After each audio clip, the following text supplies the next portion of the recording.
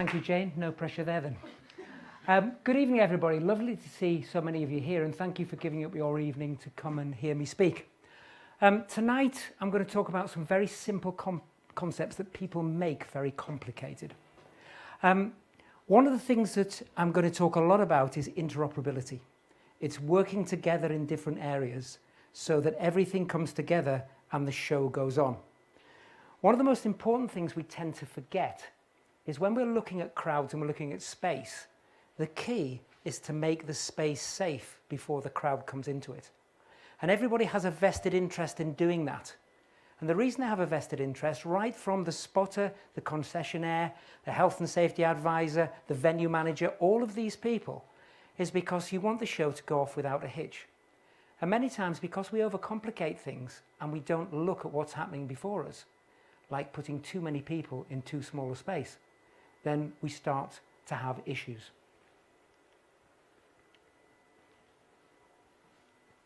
So what we're going to talk tonight about is the psychology of safety security management. Now, the reason I've chosen this title is because a lot of the time we talk about numbers and the quantitative side of what we look at. But very rarely we spend time looking at the psychosocial elements that also go hand in hand with these to make an event work. What I'm going to do before we start is I'm just going to show you a little bit of what our company does. It's just a 2-minute video so you can see the kind of base that we're coming from. Oops.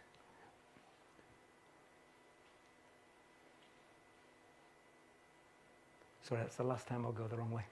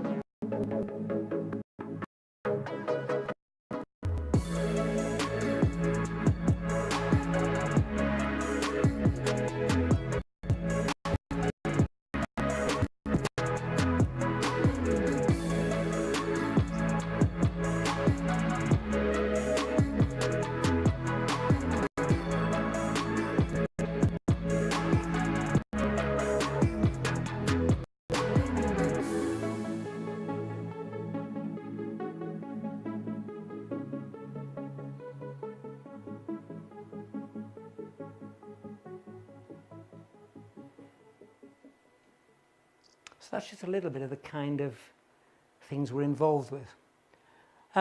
Tonight, what we're going to do is we're going to look at both a holistic and interdisciplinary approach, because it's not just one discipline we're talking about. It's lots of different disciplines that are melded together to create what we really need. And we're going to look at 3 case studies tonight. The first one is Roskilde Festival, the second is Wembley Stadium, and the third is the O2 Arena. And we've been given the privilege of being able to share everything that we've learned from them with you from these 3 very esteemed companies. And that's been great because we can actually show you things that people have never seen before, which I think will work really well. So the first thing we're going to look at is we're going to look at outdoor greenfield sites. Roskilde Festival is one of the biggest festivals in the world. It has 130,000 people go to it every year. And it's an amazing place. And we're going to look a little bit at the behavioural change, how things change and how you convince people that they work with you to create a safe environment. A lot of the work that we've been doing over the last few years is about the people at the festival themselves, helping others to become safe and also looking out for themselves and others. So it's not just the other stakeholders who are developing that. They as a stakeholder have a responsibility for certain parts of this. So I've been working with the festival for over a decade, since the accident in 2000, which I'll speak a little bit more about. And we've developed this dual paradigm methodology using qualitative and quantitative information so that we can bring it together and drive forward. You'll hear a lot about this paradigm tonight because it's a really important part of what we do. So we interview staff, we interview members of the public, and we have participant observation. People from our company are in there looking at what's going on, testing it, developing it, because it's really important to what we do.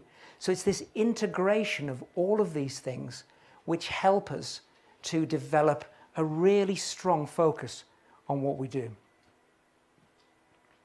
So creating this kind of fit-for-purpose methodology, we still have to use things like maths and physics. And I mean, one of the key things that everybody knows about is when you're working with crowds, Newton's second and third laws are really important. Force equals mass times acceleration, and every action has an opposite and equal reaction. Because of those things in a crowded space are really important, because that's how and why the crowd move. And we'll look a little bit at that later on. So, one of the things about the outdoor environment is it provides a huge challenge. And the reason it provides a huge challenge is because every year it has to be built again. So you take it all down after the event, and then the next year when the event takes place again, you build it all back up again. But actually you don't build it up exactly the same, because you've learned things the year before that change how the event is shaped. So gradually you develop more things, and those go into place and they're tried and tested again, as we've put in here. Now there's large amounts of legislation and guidance as well available in the event sector. And there are legal elements that we must abide by, especially health and safety elements. So when we're looking at Roskilde, we're going to look at how we changed the barrier and the pit system and why we changed it. And the reason why we changed it is really important, because it's not been spotted by many people, but one of the guys at Roskilde came to us and said, "We've been watching one of your videos and we think there's a serious problem, and we'd like to look at how we alleviate that in our festival." So it's that kind of thing, giving out information, pushing it out so people understand what's going on. What we're going to do is run through very quickly about how that's been changed. So first of all, this is Roskilde in the year 2000. Okay, this is when the accident took place. It's got, remember the old football grounds where they had these on the terraces? Similar sort of system like this, where people stood behind them, large crowd, no pens, no secondary barriers, just a large amount of people. So what you got was this. So there you have a huge amount of people all pushing on the front of stage. Yeah, pushing from the back. And if you look carefully, you can see in there those barrier marks as you go through. So this is on stage. You have the ego ramp here, Pearl Jam on stage, and this is just before the accident took place. Crowd were having a fantastic time, coming over the barrier, people helping them out, volunteers in the pit, developing it, how that took place. And there you have it from above. You can see down the bottom here are flowers and wreaths that have been laid by people in the audience when 9 people were crushed to death at the festival. And where were they crushed to death? There, by some of those stanchions in the ground. Now this is interesting if you think about it, because normally you'd expect people to be crushed 1.2 metres from the front, and given, because if people are on the front of the barrier, they can push back. If people are coming in from behind them, they can push in, and it's the people in the middle, 4 or 5 rows back, that get the double pulmonary thrust that pushes the air out of their lungs, and they can eventually suffocate if the pressure goes on for so long. But they were in a different place, so this was unusual. And if you can see it from above, that's where the people were crushed in the audience.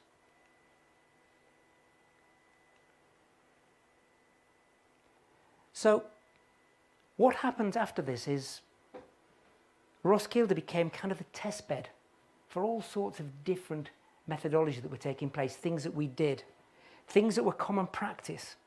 And also we looked at creating a new configuration with alpha, beta, gamma and delta pits in fact. So alpha and beta were right at the front, gamma and delta were further back. And this is how it looked.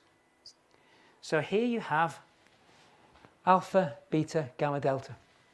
And in those pits, it became very safe. Now, it became safe because they managed the problem out. They managed it out in a number of ways, 5 ways, which I'll talk about in a minute. But where you've got those green parts there, sorry, yellowy green parts, those are pressure barriers. And those measure the pressure of the people on the barrier. And it's quite interesting this, because if you think about it, you've got 65,000 people normally at an event at Reading, and it causes, at the front of the stage, 6.4 kilonewtons. Yeah.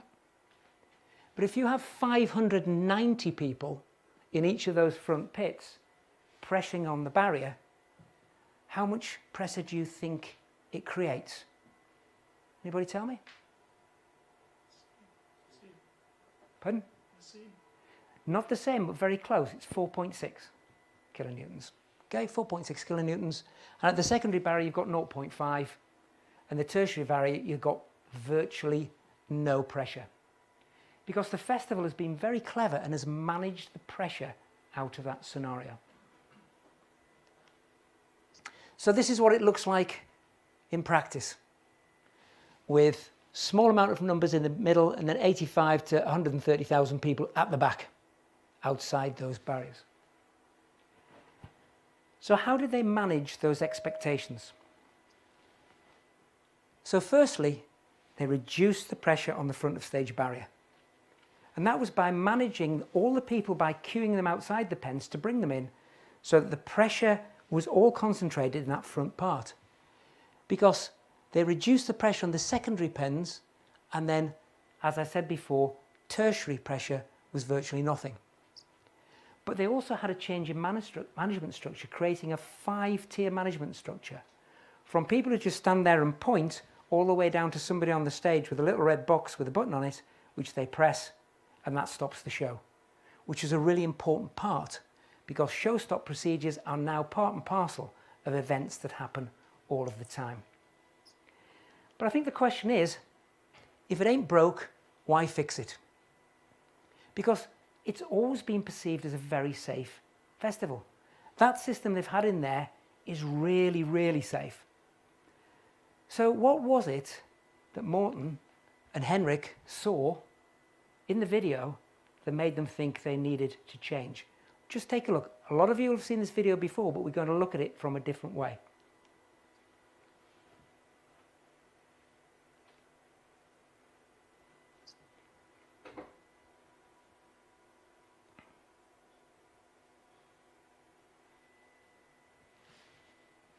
So what you're seeing here is, first of all, is you're seeing circular motion, moving round and in and out and weaving. And you'll see that continue to happen as they move around. Large amount of pressure from people pushing in, people start to move in. You'll see them all start to cheer any minute because the band are coming on stage. You'll see a complete change in behaviour of people. So they come in there.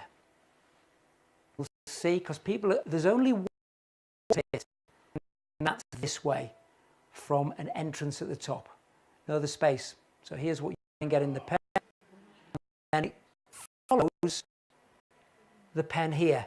Now if you watch what happens, as the shock wave comes back, fall into the holes created by the crowd collapse. You can see people here pulling people out.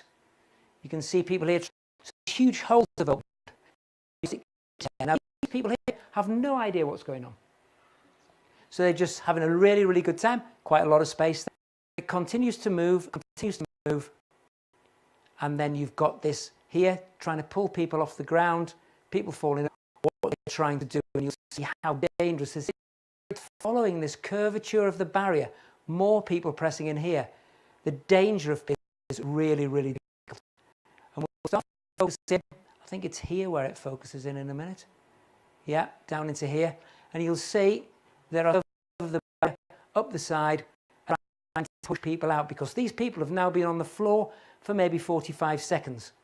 If these people fall on, it will kill those people underneath.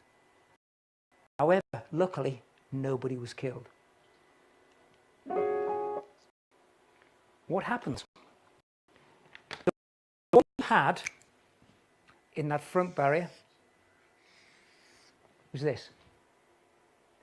People pushing in from here and here, but it follows the curvature of the barrier and that way, which causes a crowd collapse.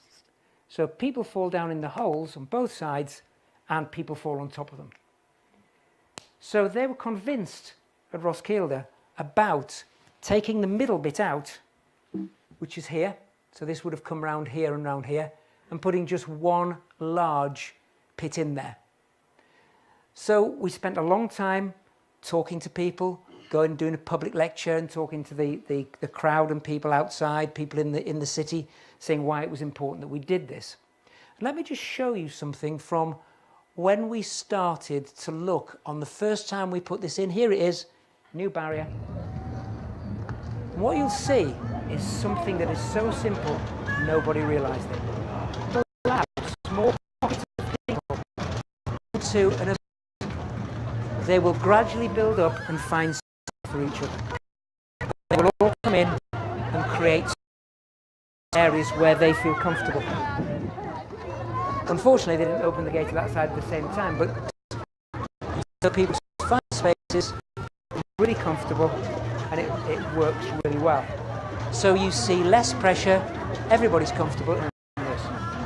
So that's the important. Only letting a few people into the pit at a time so they can find their own levelling area. So why did we want to change safe to safer? Because Roskilde have a philosophy that they must continually develop their health, safety, crowd management and security areas to make it as safe as it possibly can be. Because in their back of their mind is the disaster, and they want to make it as safe for everybody as they possibly can. They have a huge culture of safety, which is really important. Because as it says here, it's one of Europe's favourite festivals. So they combined all of the things that they normally do with the barrier, put it all in there, made it work, and then they identified things for that barrier that people could use. So you've got exclusive use of front of stage toilet facilities, you've got dual ingress and egress, because instead of only going out of one way out of the pen and one way in, you can go all the way across and in and out. So it made it really important. So lots of room in there. But then, of course, there's going to be an unfairness. And this unfairness is two things. One is if you haven't got a ticket because you can't run fast enough in the morning to get one, then you're not in the front pen. Right? So people were really complaining about that. But people in the secondary pen, when we asked them, which I'll show you in a minute, we asked them, if you were able to be in that pen, would you have gone? The answer was always yes. But they were only complaining because they were in a different pen. But they will look at those. And one thing that they're looking at as well is the non-uniform opening times, which is really important part. But I think something that came across very much is that this area for the staff was much easier to manage, and many of them said it's just a blessing in disguise because it's been so much easier to manage. So at the M&M concert, it's amazing this, they used to have loads of people over the barrier and used to have to take them out round the back. They had one person over the barrier. At Bruno Mars, 2 people. So by the end of the festival, they'd had less people over the barriers than they'd ever had before, because it was safe, people felt comfortable, and there were no problems. But the other thing you've got to remember is fainting and crushing is caused by that pushing on people. Once you alleviate that, then you alleviate the real problems in that area. So that's why we work in these kind of developments, which is really important. And also, the two things that really caused problems were the new Working Hours Directive, European Union. Because what that did was they forgot to put in changeover times. So people were coming in without proper briefings. So all of these things that there's knock-on effects when you do something, they've all got to be dealt with, which is an important thing. But people feel that equality is the most important thing. All those people in the audience, we want equality. So what they did was they used to open the gates for people to run down and get a wristband from a table. Once you've got a wristband, you're in the front pen, you could go anywhere around the site instead of having to queue up all day. But the biggest problem with it is because if you couldn't run fast enough, you didn't get a wristband. But they had a chance lane as well, so later on you might be able to get a chance of going in the front pen. But it's these kind of things that need to be worked on to make it so that it's really worthwhile. But we were interviewing people with headcams all the way around the site, and these two guys really sum it up. So why are you in this part of the barrier? Why didn't you go in the middle there? Why didn't you go a bit further over there? Why this bit? Because doing okay, right. Second, what about the barrier system? Do you like? Sorry, the no, that's very because if you were to just run in, it's total chaos. Yeah. This is more in a like it's just very system that they had in here with the two pens, or do you like this system better? better. Good, thank you. So you notice a number of things there. This is when the whole pen is full. Look at the gap behind them, right at the front of the stage. There are huge gaps in there because of the way they filled it. But also, it was interesting what they said. They realise it's safer.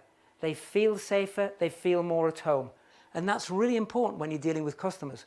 That's why we talk a lot about the psychosocial elements that we deal with when we do our questionnaires for people in the barrier. Because we want to see how they feel. Is it just that we're trying to shove too many people in, or do they feel comfortable in there? And that's an important thing that comes out of it. So we learnt a lot from this case study, because we now know what needs to be done next year to enhance the safety even more. And working with the crowd managers, the security team, the audience, everybody who's involved, health and safety, it gives you that holistic approach and that pure interoperability between people, which is so important at an event. The second case study we're going to look at is Wembley National Stadium. This is a project I've been working on for about a year now, doing various things with the stadium. But what we're looking at here is changing this, which is two walkways or pedways, which you can see in action here. It's a bit rickety because it comes from a CCTV camera. You'll see what you get here is the two walkways come one either side, so people walk up the pedway on here, up to the top into the stadium, and people below go through restriction both ends there, and there's quite a lot of things to do. You can see here two police horses, and the police horses separate the fans from each other, and they can turn and stop fans coming up if they need to. So it's quite an interesting development. But what we're doing with this is we're changing it to this.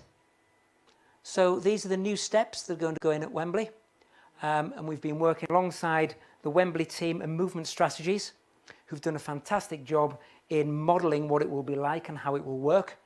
So the pedway is going to be taken out. This is going to go in. And it's shown again here from the front. So that's what you'll see coming from Wembley Park Station up Olympic Way towards the stadium. It looks brilliant, much better than it did before, where you couldn't see anything. It looked like a bit of a kind of flyover rather than anything else. And then develop underneath the area so you've got a massive amount of room to be able to move people through and get people away from the area. There's more room with it like this, much more room than there was originally. But also to use that area underneath to have events. So you've got natural light coming through, so you can do all sorts of carnival events and stuff underneath there. So you've developed the space into something which is both profitable and works well in the community. So that kind of thing has been really useful. So our involvement is really to look at a multifunctional approach of a warning system, because in the new green guides, you're not allowed to queue on steps. So by putting those steps in there, if anything goes wrong at Wembley Park and there's a backup all the way, you have to stop people coming onto the steps and also coming off the rest of the pedway into there. So as part of this, we've been looking at, with Wembley and the other stakeholders, how we make that work. And it's been quite interesting because, and again, the methodology we used is quite simple.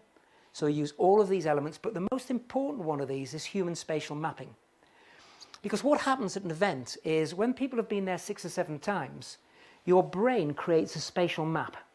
And that spatial map is really important because it means that once you're there, you'll know your way, how to get there, how to get away from the stadium, and it'll be really easy to manage. But there's a problem. Because at football grounds, when you've had your 6 or 7 times of coming and you understand how it goes, you then try to find every other possible way to get around the crowd to get out. So it destroys the trying to get you in any possible way to the actual train stations and other areas. So that spatial mapping element kind of gets around everything, and it stops you from doing what you really want to do with the crowd. So the crowd are more difficult to manage, which is really difficult when you're in that kind of situation. So we're looking at that, looking at what guidance there is, the psychosocial elements that are linked to it, and about the theoretical approach. Because all of this, if it goes wrong, is to do with poor planning and poor management. Because that poor planning and management element are what everything we deal with comes down to. If you don't plan properly and you don't manage, then the crowd is out of control, and it turns management into having to be controlled, because you have to control them to get them back into a management form. And that's been really difficult for some of the people that we deal with. But this is quite interesting because when movement strategies did all of their work, they overlaid all of the football games on top of each other, and the egress and ingress are almost identical as they come in. So you can actually predict how people are going to come in. The only time it changes if there's a ceremony at the end where there's a cup being given, and then it just moves it a little bit further up, but it's still the same process. So you can see how people come in and out of those areas, which has been really useful for us when we're looking at how that works. But in major events, it's completely different, and that's based on the genre of music and the type of people and the type of audience that you've got there. So the key factors in any disasters are inadequate planning. If you don't plan, you won't be able to manage. An excited crowd, the crowd getting overexcited, too excited with what's going on. Lack of crowd management and control, so it's out of control, and flaws in the facility design. All of those are really important in making sure that we can control, manage the crowd. So those are the things we had to look at when going into that. So what were our issues?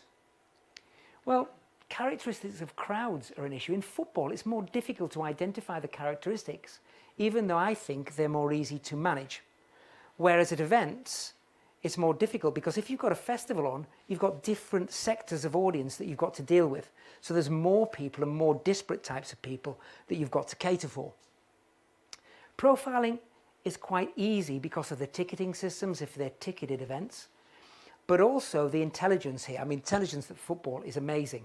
I've sat in police briefings where they've brought in people who've infiltrated both sets of supporters to find out where attacks are going to be, where the fighting is going to be and everything. And they've negated that and mitigated the risk by sending PSUs down to those areas. Briefing's important, and command and control structure, because one of the things we forget, if you go over 7 bits in your briefing, forget about it, because your people on the ground will never remember it. And also, if there were 14 bits in the original briefing and it goes down to 4, are those 4 bits the bits you need?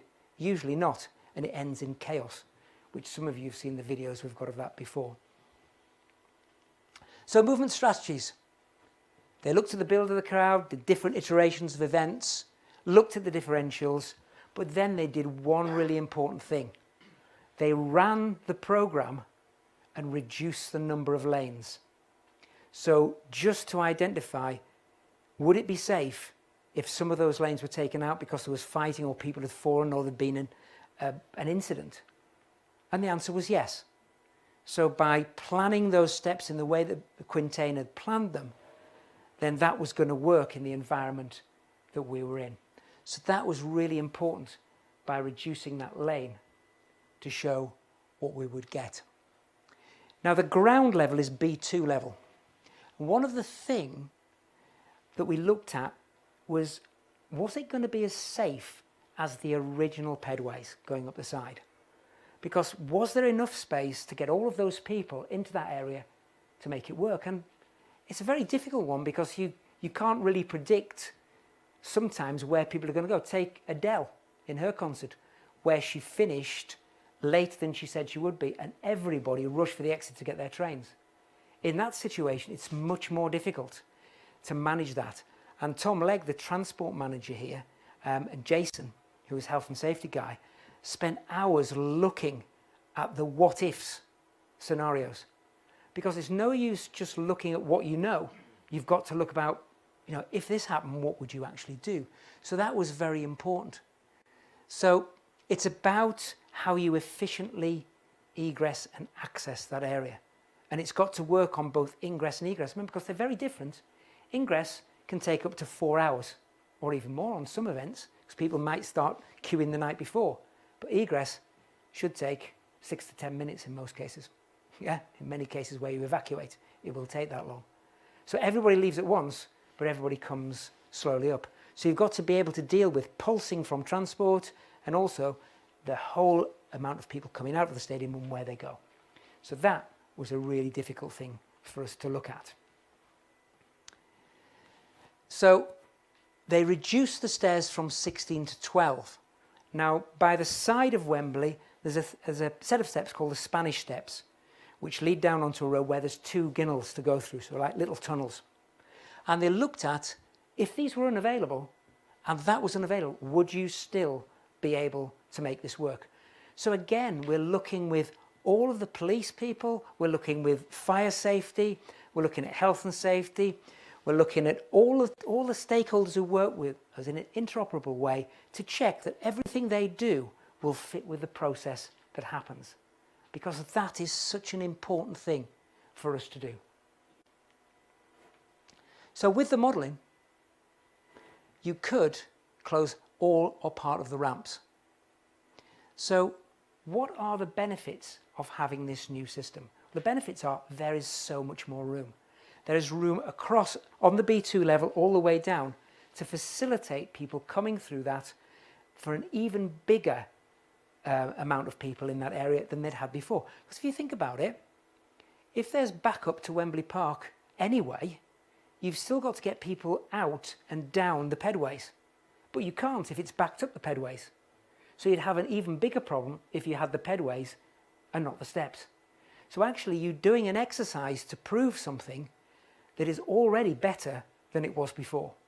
But you have to have best practice and develop the way that it's done. So getting those crowd flows out works really well. So what were the key precepts? One of the things we worked on, and we're working on at the moment with them, is the communication structures. Because if you've got a system like we're putting in, which is a RAG system, red, amber, green lights, okay, both sides, and then 50 yards back, another set of red, amber and green lights, which we're promoting to put in, these kind of things. It hasn't happened yet, but this is what we're working on at the moment. So those lights, how do people know what they are? They're there. You've got no idea what they are. So we have to have a communication system, which is an advert in the programme, which is on the ticketing website, which is messaging going out throughout the games, that if you see an amber light, it means slow down or take another pathway away from the stadium. If you see a red light, there is a queue ahead. Please don't rush and don't push into the queue because it cannot move. it is expected that you will want to go a different way, which you can do because you can go the back way and then you can go to the other stations that are there, or you can wait in the town and have a drink or whatever until the element is over. For everything to fail at Wembley Park is unusual, but very recently it has happened. So you can never say never in these kind of situations. So it's very important. Participant observation. I've visited 4 football games, 3 concerts, and walked with the crowd, went into the crowd to see how they were moving, went to see what kind of space it was, and just generally went around, viewed hundreds of hours of CCTV on what was happening in those areas, inside the stadium, outside the stadium, so we could really put together how we were going to deal with this situation. And the reason we do this is so that we can triangulate evidence. Because one piece of evidence is no good. You have to have at least 3 that are showing you the same thing to verify what you want to know. And that's quite an important part of what we do. Because if you can't triangulate evidence, you don't do it. Because unless you have 3 substantial bits of evidence that substantiate what you're going to do, then you should never do it. Because with 2, it could still go wrong. So at least 3 pieces of evidence need to be used. So again, we talked about human spatial mapping, but superstition. It's really interesting because we've done a lot of work on superstition, and football supporters are the most superstitious people. They wear the same pants when they go to a match. They walk the same way. They'll go into the same pub for the same beer, to the same burger van, walk down the road and stand on all the cracks. They will do it in exactly the same way. They have to go up the same side of the pedway. If they stop, they'll go away and they'll wait till they get a chance to go behind the police officer to get up the pedway. Because if they don't, they won't win. Even if they lost last time, they'll still do it again because they're convinced that this time they'll win. So this superstitious element is really important because it links to the spatial mapping as well, because the more visits you have, the easier it is to get around. So this picture here shows you the normal queue for Wembley Park Station, which is behind here. So they queue here at the moment, and they have a road running across with police vans cutting it off either side, and a red light or green light. And when it says red, the police horses turn round, stop them from going up, and there's also HVM, hostile vehicle mitigation, in the road. But after 7 or 8 visits, you'll see people running down the ends of the road, trying to get past the police vans, then going round, trying to get down other ways, because they've found new ways of getting through there. Because it's human nature that you don't use the existing route if there's another route which is quicker. So it's quite interesting to watch that. So these are the underlying issues that we've worked with. Craze and panic. Craze is where you make every effort to get to something as quickly as possible because you want it. So you want a seat, you want to get there, you want a ticket. It's a craze to get there. Panic is you want to get away from something as quickly as possible. So those 2 elements are dynamically opposed, but they're very similar in what happens. So looking at those kind of things for us was really important. Topophilia and topophobia, we've talked to some of you about this before, geographical concept of the love of a space and the hatred of a space. In football, you have partisan crowds, like Man City, Man United, Sunderland, Newcastle. Each team hates each other. Therefore, the team that's away feels really topophobic, but the team that are at home are topophilic because it's a great place and they love their own ground. So it's really important going through those kind of things. So this piece here is about egocentric spatial updating. When you go towards somewhere, even if you're dropped off somewhere different, your brain, because it's a brilliant thing, will turn itself so that you know exactly where you're going. So if you go into the ground from a different angle, it will already have orientated where all of the things are that you normally see. So if you go to a football match there and a concert goes in it, you will be able to orientate yourself as soon as you're in, because it will take you round inside your head to where you are. So we've dealt with all of those kind of elements as well, which to us was really important. So our main issues. It was a delay or cancellation to a transport hub. So what it is, it's a build-up down Olympic Way. Now the other thing about that is the vomitory gates where people come out of, if they're blocked by queuing, it's going to cause a serious problem. I mean, one of the things we've been working on a lot with Wembley, and it was really interesting to see, was when you work with people they're just ordinary stewards who work on the escalators. Senior management team don't know how escalators work. Yet you put the senior management team in a scenario with the stewards, and you have an escalator issue, and the steward goes, well, actually, there's three actual speeds of that escalator, and you can turn them around the other way. Now, if this was to happen, we know you can only get 110 people per minute off the top of that escalator, so we'd slow it down, and we'd actually have more people queuing outside. But if we wanted to quicken it up, we'd quicken it up, 110 people off the top, we've had a steward there, we'd move them off the top, and then what we do is bring more people into the foyer because we could able to get more people in, and that would stop the queuing outside. And the senior managers go, I never knew that. But that's because they don't need to know it, because you've got people who do know, and you trust them to do that kind of a job. So it's all this kind of things, and these are what we had to deal with. Obstacles on thoroughfare was something that came up twice in events recently, where the fairings and hoardings around the new places that are being built on Wembley are too narrow, and it was causing crushing getting out of the stadium. So they had to be moved and changed. So what we have is this. The provision is, the first thing is you need a human resource, because who's going to tell people what to do and where to go? So you need a specially trained human resource. So they will be there, and they will be talking to people, keeping them appraised of the situation. This is what's going to happen. We're stopping you from coming down here at the moment. There's red lights on, etc., etc. Then you've got a visual system, the RAG system, red, amber, green. Above that, you've got another system, which is a dot matrix board, which is telling you you will be able to go down here as soon as it's cleared, etc., etc. So those things go on further up. Then an auditory system, because remember, in a crisis, all of your systems fail via your visual system. Somebody shouts crowd collapse, everybody thinks it's a crowd collapse. But you have to match up your auditory with your visual. So by doing that and having messages that link to the RAG ratings, help people to understand. Anybody know why we use red, amber and green on traffic lights?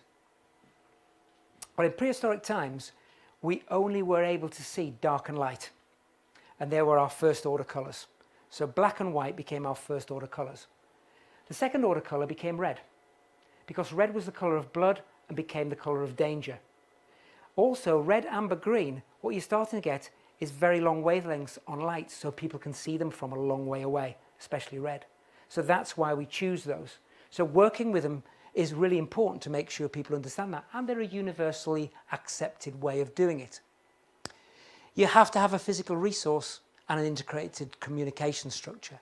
And again, interoperability between all of the stakeholders. It's really important, this. And that's what's come out of what we've been doing. We've got a meeting on Friday to go forward with this and take it forward, because it's becoming really important, because as it is with the paid ways, it's becoming difficult to control. So they're looking at putting the steps in earlier, which is really good. And Wembley and all of these partners just said, this is an educational project. It's to educate people. Please talk about it, which I'm really proud to be able to do. So the third and final case study is probably my favourite of them all, and it's the O2 Arena. For many years, we've worked with arenas across the UK and abroad as well, looking at, are their floor capacity safe? And the O2 Arena came to us, and we've done this now with a lot of other arenas as well, but the O2 Arena came to us and said, we're not sure that we've got the right capacity. We think we can get more people in, but we'd like to do a project to find out how we do that. So the scope of works came up, and we're looking at using that holistic methodology, and we started in 2015 with this, and we've only just finished in March this year. And it's the key to this is they were adamant it was safe floor capacity. The word safe was stressed in everything. And what we're finding more and more is that people won't do these things if it's not safe. Okay, so they'll make a profit from the extra tickets that come in, but actually they wouldn't even do it if it's not safe, which is a really important part of that. So what's the conundrum? It's exploring it to make it work. So what was the previous practice at the O2? Because that's an important thing. What did they used to do? And what they do is they used 0.4. Now, I know a lot of you will say, well, it's supposed to be 0.5, isn't it? One person per half square metre. Well, actually, that depends on your local authority, depends on all sorts of things. The guidance says 0.5, but actually 0.5 gives you a lot of space. Because in an event,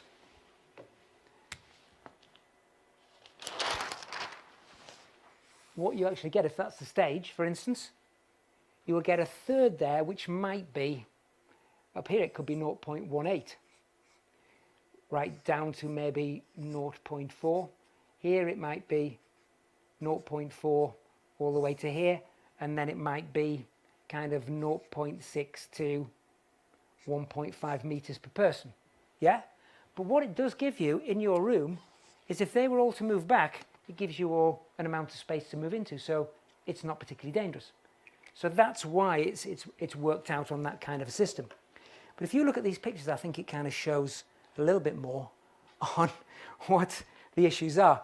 So here, if you look in here, then you've got quite a fair bit of space in there. There's some crushing here. You're probably talking about 4 people per square metre, but that's not critical density at the moment, so it's not too crowded.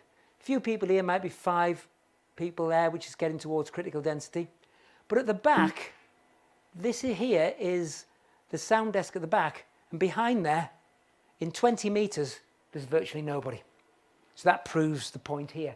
So we've researched on about 150 different gigs over the years, what does it look like inside? And that's been quite an important thing, because when you have a pop band sometimes like Jess Glynn, which we looked at the Liverpool Arena, because there's so many young children and families there, the spread is completely even right across the floor. Loads of space, but a really even spread. When you have something like 50 Cent, huge amount of people at the front, very little at the back. Yeah, Metallica the same, U2 the same. But you have all sorts of different elements like that work on it. So it's quite useful. So by doing all of this here, you can see this is, this bit here is, I think it's 50 Cent. And this, if you look here, you can see that at the back when the lights go up. And here it's even fuller, but this is a big spread. And you can see there are lots of gaps in there as well. And what we do is we walk through all the way down the audience, keep going backwards and forwards to find out what the space is like, and then identify it, take photographs of it, etc. So again, the methodology is exactly the same. And we look at the same kind of things because it's important to us. But then we have to do some mathematical calculations to get this kind of thing. Now, these are quite tricky at times, but I work with Chris Hall on this, who's a health and safety expert, and he does all the mathematical bits to me because I can't count anyway, so I'm particularly good at it. But if you look at the calculation methodology here, you'll see that there, for this particular element, it's not for this one because we didn't put the one in because we didn't think it was fair on the O2, but for method 1 there, you can have all the floor 0.4. So if you had all the floor 0.4 in that space, you get 5,215 persons. Yeah? But then if you work on method 2, which is cutting it into thirds, like we did on here, you've got 0.5, got 4172, 0.4, 5215, 0.369. Sorry, it's cutting it into that. That's how much it would be at each of those levels.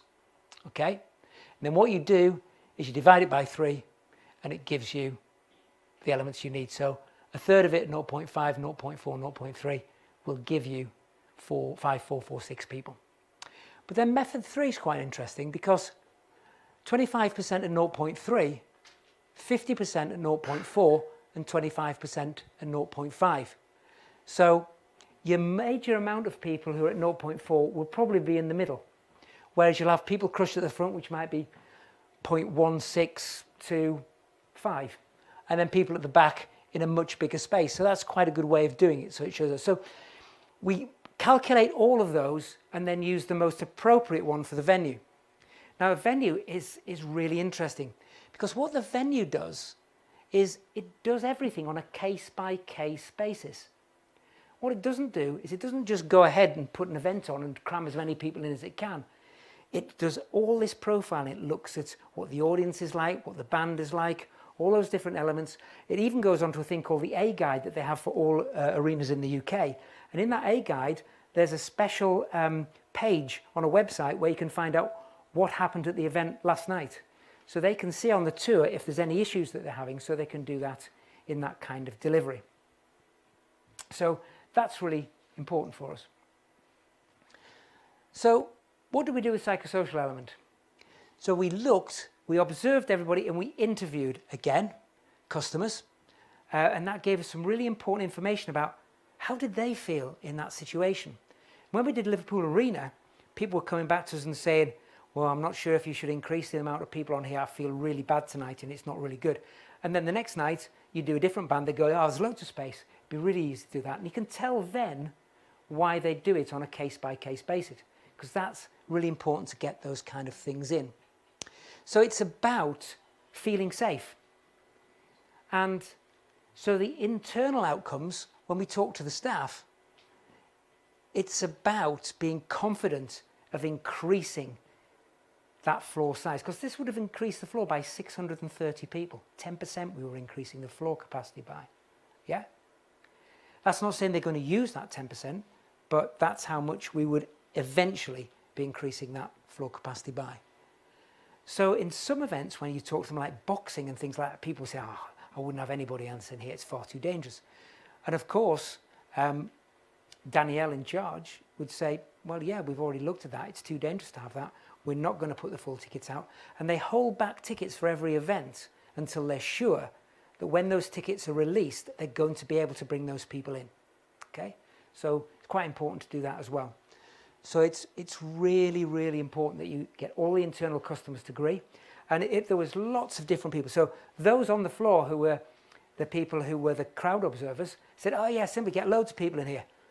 Those sort of who were more managerial were thinking, well, actually, I wouldn't do that because it's too dangerous. So you had to take all of those into consideration. But the external customers were really happy. It's really interesting because there was one gig on that we looked at, which was kind of a grime gig. And you talked to people at the front and all the girls were saying, I wouldn't come here again, it's too dangerous, we're being crushed and all of this. And when they filled in the questionnaire, every single person was a first-time attendee. So they'd never been to a gig before. So we had to take that into consideration as well. If you're a hardened gig attender, not too difficult. But if you've only been to one gig or no gigs before, then sometimes you think, that's a bit dangerous until you get used to it. Same as commuters in the morning. Commuters don't complain usually about being crushed at stations. But people on long distance journeys do, because they don't have it every morning. They don't get used to it. So it's that kind of thing. And a lot of our work's done at railway stations, and we find a lot of different things out at those. So what we had to do was we had to review the event phases. Now, so we looked at customers on arrival and departure at the end. We looked at them on ingress and egress, but also two key things, circulation and stasis. Because stasis is when you just stand and watch the gig. But at times there's a lot of circulation in those areas. And while people are circulating, it's really, really difficult to know how they're feeling. Oh, you know, there's too many people here tonight, I can't get to the toilet, I didn't get served at the bar. So these kind of things, and that leads, or led in this case, to changing bar areas, to changing toilets. The ACC Arena is looking at changing toilets and what they do with it. It's really important because move them to a different place, you may not have the queue. So, but you've got to test that as well. So with the O2, they've put new elements in, changed their doors where people come in, all this kind of thing to facilitate the right way to do things. But also you've got to look at history and guidance, because the guidance states various things. If you're going to flout the guidance, you've got to be really, really sure that what you're doing is going to be right. Because if you're not, in a court of law, imagine what would happen when the judge goes, but you have the guidance.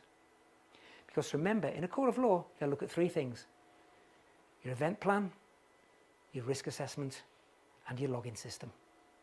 And if they don't tally, and you haven't read the guidance, and you haven't upheld the law, then you're in serious trouble.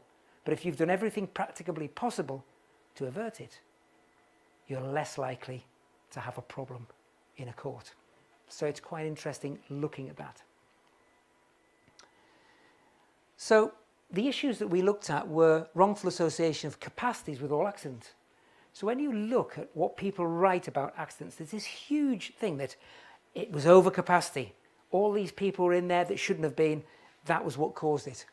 But if you look at Roskilde, Hillsborough, Station Nightclub, Lava Ignite as examples, all of those were caused by too many people in too small a space, but they weren't overcapacity.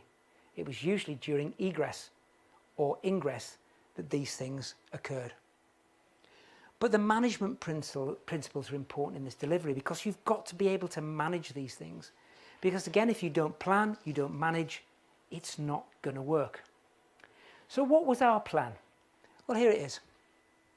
So we started with point 4, or this was the original plan, started with point 4, which would get 5187 in, went down to 0.39 October 2015, 38 2016, 37 2017, 36 March 2018, possibly earlier, with a maximum capacity of 5763. So what happened with Danielle was she managed this process, and when we wrote our report to the local authority said, yes, you can do this, but you have to follow the recommendations in the report. And she followed it to the T, and it now works perfectly. Even Metallica, when they came, they didn't go up to full capacity because they thought it was a little bit too crowded for them to put that in. So this was our timeline. This is how it was developed, and it was monitored and managed, constantly reviewed, revisited. After each event, people were quizzed on how did you feel it went, in the feedback, hot debriefs, all that kind of stuff to make sure it worked. So what they then did was they had further movement. And what they commenced was 0.37. And they started to continue to do this. But they're offering another option. So what they've taken out is rows A and B. So it's taken a load of seats out and created much more space. But what they haven't done is said, oh, we're going to have loads more people in there. They've been really sensible about it. So what it's done is it's done this. So at 0.4, they went up to 5555.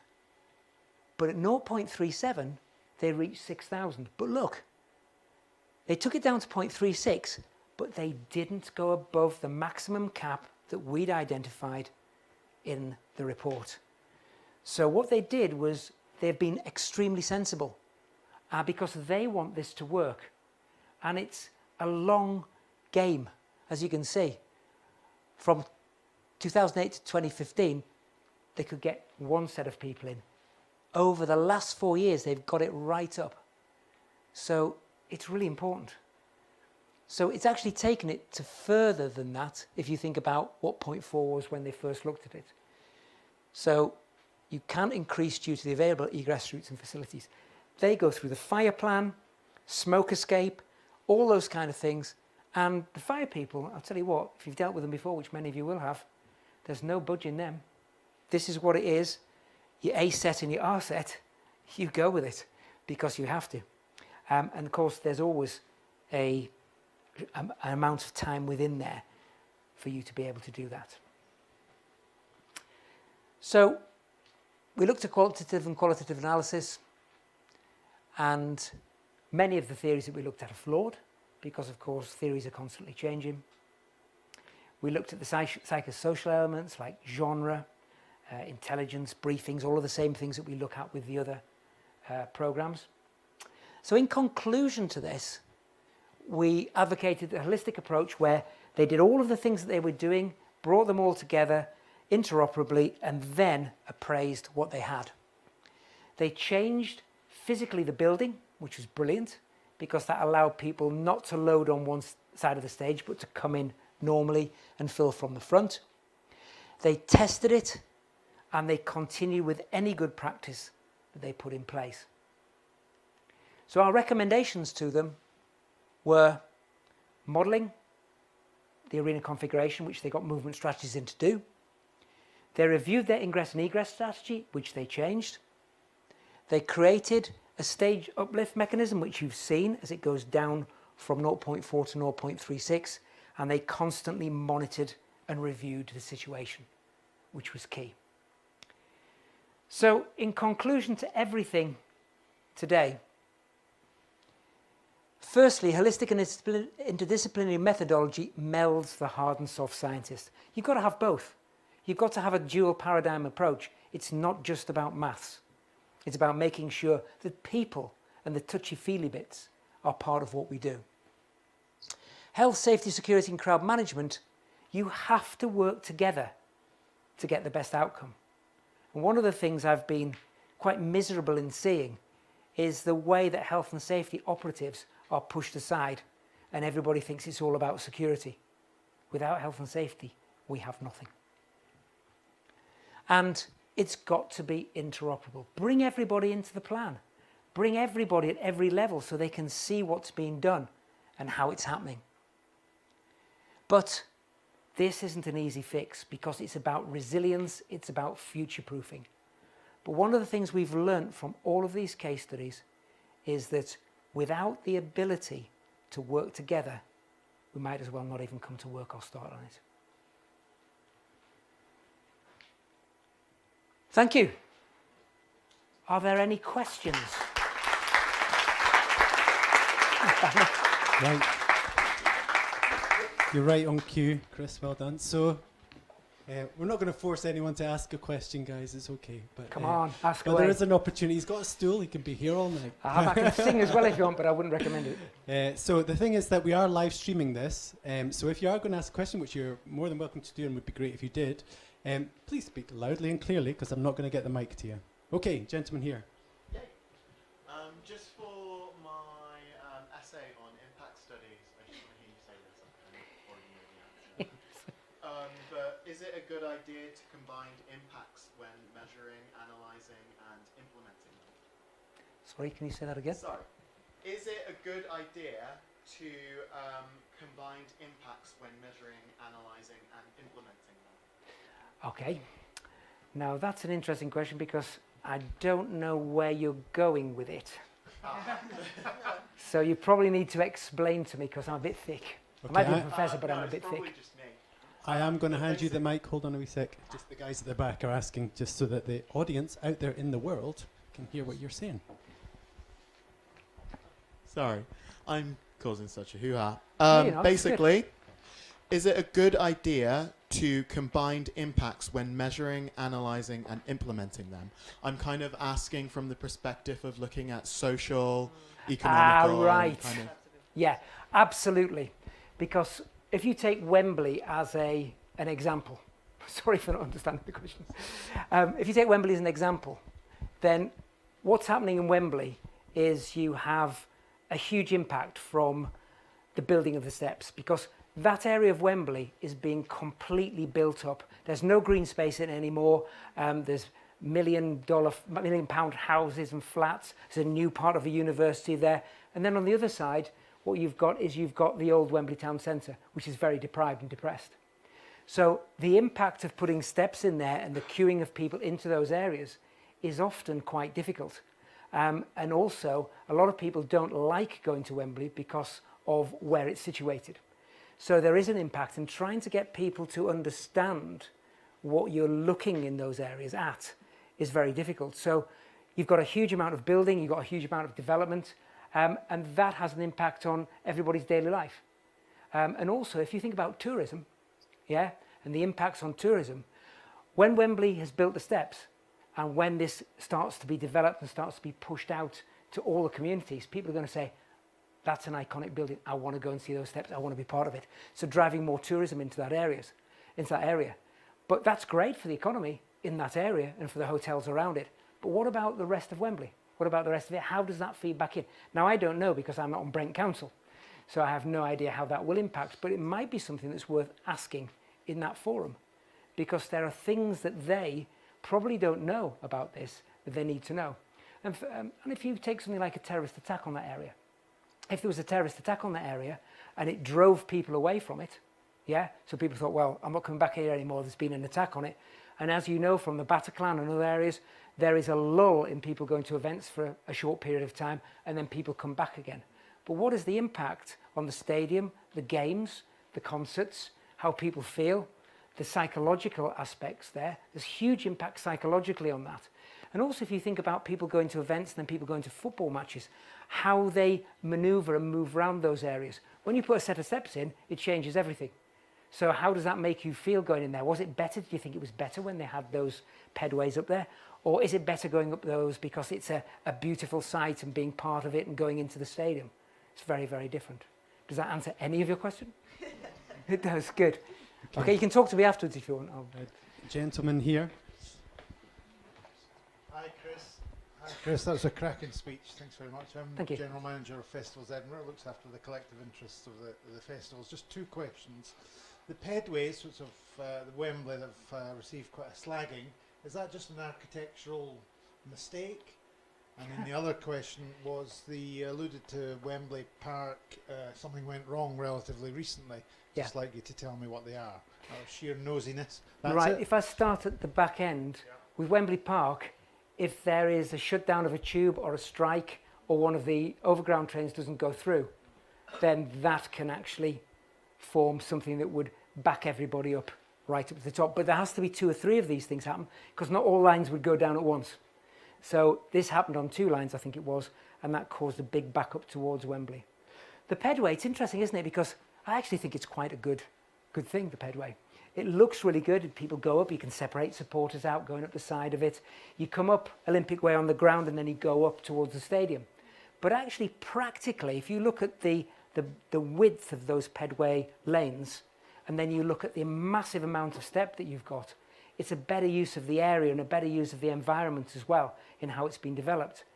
And there's a lot of things down there that you can do with it. And I think one of the big impacts it'll actually have on the Wembley area as a whole is to bring more of the community into Wembley, because you'll have all of those sorts of things going on underneath that area of the steps or the top of the pedway, and people go there, there'll be stalls, there'll be Christmas fairs, and that will enhance people coming into Wembley and thinking, oh, this is good, this is part of our community. So I think, again, that's quite an important thing. Okay, another question. Oh, it's all happening down here. Would you like to go first? Hi, Chris. That was a very inspirational speech. Thank you for that. Thank you. I'd like to ask you a few questions, present you with a scenario, and then... yeah, sure.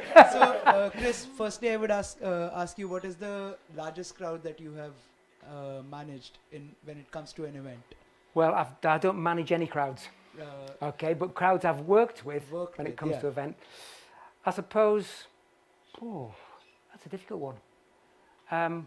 Something I've been allayed to and done some work on is the Hajj, and that was in Saudi Arabia doing some pre-work on some elements that took place, so that's a massive crowd. Right. But I think in festival-wise, it's Roskilde with 130,000 people. Right. So, yeah, so it ranges. I mean, you can get as much pressure from 50 people in a pub as you can from 65,000 people at a festival. So. Right. So, I come from India, and one of the major events that happens there is the Kumbh Mela, which gets more than 2 million people probably on an annual basis. I would like to present you with a scenario in terms of when it comes to 2 million people and that scale.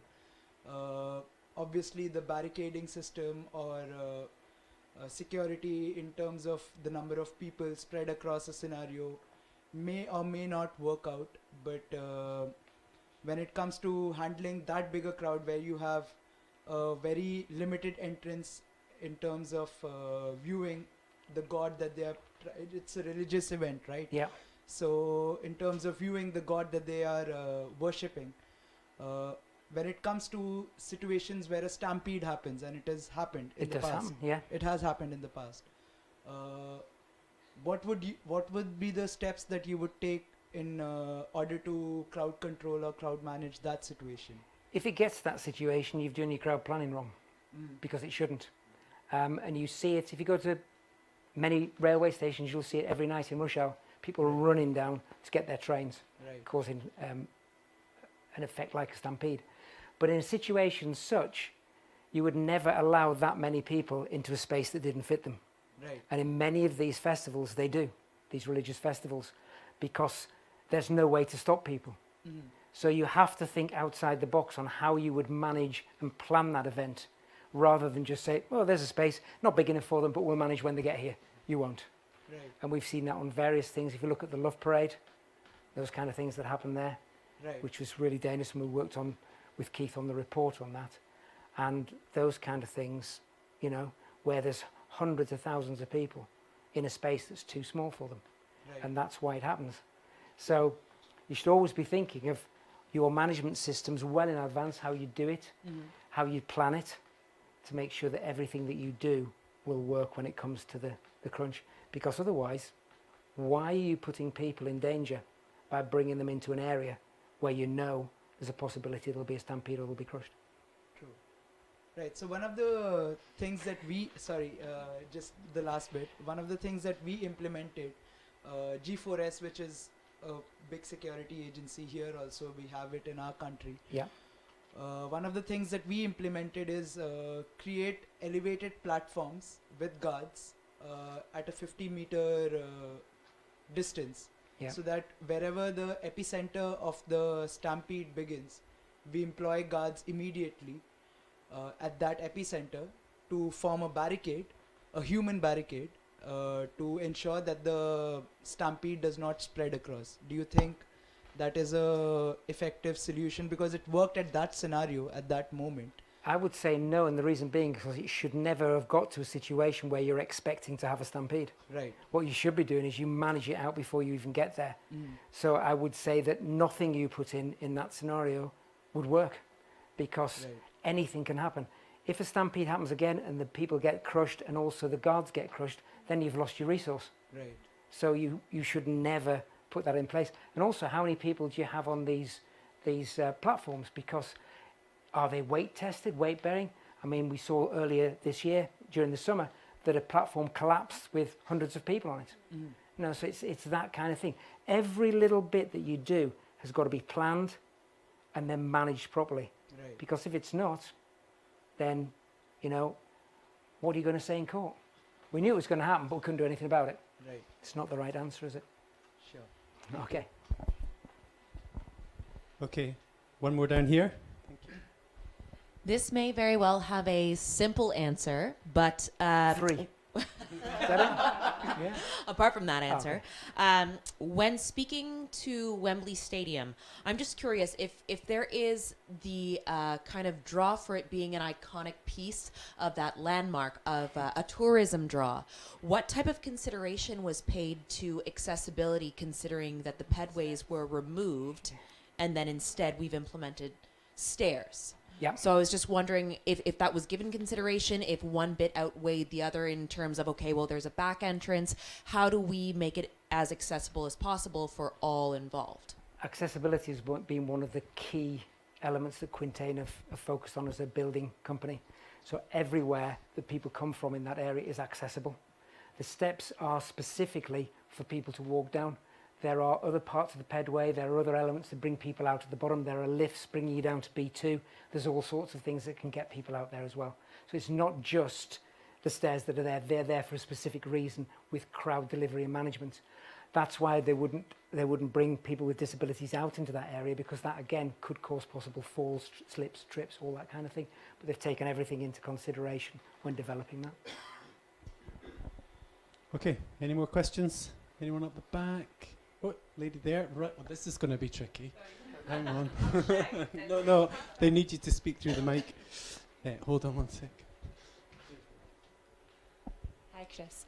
I was just wanting to know, these are quite specific case studies in terms of venues that you're looking at and sort of the mass events as well. Does this work in the same sort of respect when you look at a destination, and especially like a city of Edinburgh where you have quite condensed crowds within a particular seasonality, and how you manage those crowds to, you know, with certainly as Edinburgh's an example, the Royal Mile, where you're quite condensed space. Would you approach it in the same manner, or? You would approach it in the same manner. It's kind of like it kind of explodes the whole thing, because we were with Canary Wharf the other day looking at doing some courses with them, and movement strategies work with Canary Wharf on looking at escape routes for people in those kind of areas, and all the buildings that are around there. If there was an incident, where would people go? And so they kind of look at that kind of thing as well, how to get people out of those areas. Because urban planning is one of those things that sometimes you've got no choice. It's there. It's been there for hundreds of years, so what do you do? Whereas if you're planning anew, like with Wembley, for instance, they planned into the stadium all of the new security measures. So they didn't have to come back and re-engineer it and then spend millions of pounds taking bits out and putting new bits in again. But in an urban environment, it's more difficult. But of course, when you have huge areas, I mean, we do the tabletop for New Year's Eve in London every year.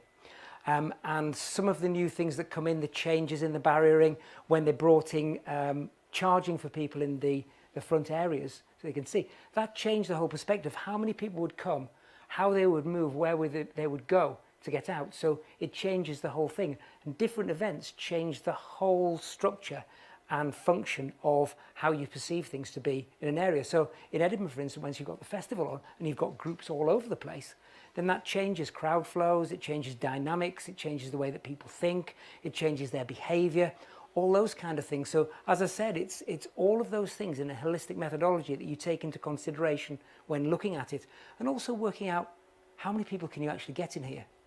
So, and that's going kind of retrofitting things right back to the planning stage, because at the planning stage, all of these things should have been thought about. And it's quite interesting how many people haven't thought about those things when you come to talk to them, and then have to re-engineer them to make them work. And often it can mean reducing capacities and all sorts of things. But if they don't, and they know that actually this is dangerous, then why would they put the event on? That's a question.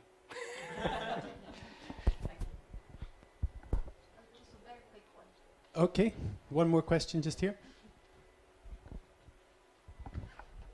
When you talk about capacity, you mentioned about 0.5, and then Yes. in practical, you did calculation, and in reality, 0.39 and to 0.37. Yep. Is there any regulations also going to change for the like maximum or minimum safety regulation says what it is, should be? There is a British standard, BS 9999, and that standard stipulates what the guidance is. There's no law on this, it's what the guidance is. In the Green Guide for Football Stadium and other sports ground, there is a stipulation in some of those elements, especially in seated areas, because you can only get one person in a seat. So you know how many people you would have in those areas. But I mean, I don't want to go into too great a detail, but you have things called P&S factors, which then reduce the capacity in those areas. If, for instance, your terraces are crumbling, or you've got vines growing through them and this, or you've got sight lines which are a problem, then you take those kind of things out. But in a venue, the guidance states what you ought to have. So it's based on 0.5, but it's up to the licensing authority as well, and working with them. And actually, we can get more people in here because we do have more space. So when we work in ice rings, they have this area around the outside which contains the ice. Now, if they were to take those out, they'd have a much bigger floor surface, but they can't, because the ice is frozen into that bit when it comes in, and they wouldn't be able to have ice hockey matches. So they want to enhance theirs, but there's no way they can do it, because they wouldn't then meet the regulations that are already set down. So the guidance is good, but one interesting thing on this is the Football Licensing Authority have a license for you to play football by. It's not a law, but it's guidance. But if you don't have it, you can't play football. So in reality, it's a law. So, you know, so you can make guidance almost a law. But just imagine if you were to make a law on what the capacity was, and then somebody used that capacity and somebody died. You'd have to rewrite the law. So hence we have guidance. So that's the kind of thing. Okay, I think we'll just stop it there. I think Chris will be hanging around in the bar. Can I just put a slide up? Oh yeah, okay. Because it's very important. We have two slides. One, you've actually got these on your seats, which is a course that we're running in Edinburgh at the Police College. But this is E3S, which is an Event Safety and Security Summit. It's in a few weeks' time, and there's going to be hundreds of people there talking about just these kind of things. It's a really important element. It's taken us ages to set up, and last year it was brilliant and went down the store. I know a lot of people in this room are already coming, and the talk was coming, a number of other people. And finally, just there it is. So that's the programme that we're running, the Police College, immersive 2-day event and safety and security course. And it's overnight, and it's about an incident or a number of incidents at a fairground. Some theory on the first day, then we run immersive exercises on the second day, where we're looking at what you do, psychological profiling, all that kind of stuff. But there are also concert events linked into this as well. So that's the kind of thing we do. Okay, thank you, Chris. So I'd just like to, first of all, give a huge vote of thanks to Chris, so show in the usual way. Thank you.